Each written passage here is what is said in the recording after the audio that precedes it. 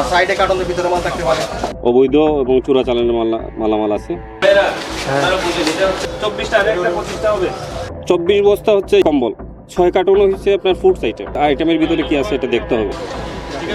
DB police যেটা অভিযান করছিল তখন জিরা ছিল।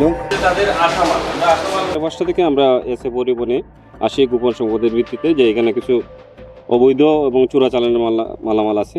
তো আমরা তাৎক্ষণিকভাবে 25 বস্তা কম্বল পেয়েছি এবং 8 কার্টন ফুডস আইটেম পেয়েছি, যা আমরা এখনও খোলা হয় না।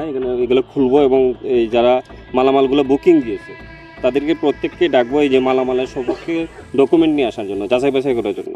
যদি তারা সপক্ষে কোনো কাগজপত্র নিয়ে আসতে পারে ভালো, আর যদি না নিয়ে আসে তাহলে আমরা আইনগত ব্যবস্থা যেটা না এটা নিব। তখন ওটা এলসির কাগজ, লিগ্যাল কাগজ বিধায় এটার কোনো সমস্যা হয়নি। আমাদের লিগ্যাল কাগজ ছিল, আমাদের বুকিং করা ওরা বৈধতা ছিল, কোনো সমস্যা নেই।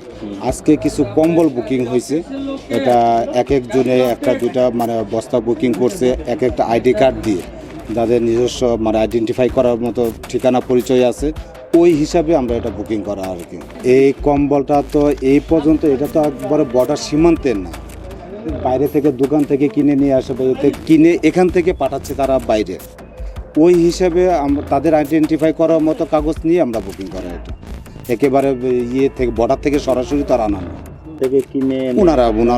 ওনারাই বলছে আর কি যে ওনার ব্যবসার জন্য পাঠাচ্ছে, দোকান থেকে কিনে এনে এখানে বুকিং করতেছে। যে দোকান থেকে কিনে আনছিল সেই ওটা রসিদ দেয়নি, তাদের যারা বুকিং করছে তাদের আইডি দিচ্ছে, আইডি কার্ডের ফটোকপি, প্রতিটা আইডি কার্ডের ফটোকপি দেওয়া আছে প্রতিটা। জি জি, এটা কম্বল আর আছে ফুডস আইটেম।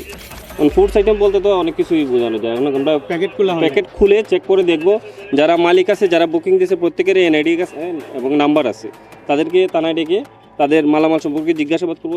তারা যদি বৈধ ডকুমেন্ট দিতে পারে ভালো, আর না দিতে পারলে আমরা যথাযথ মানে আইনানুগ ব্যবস্থা নেব।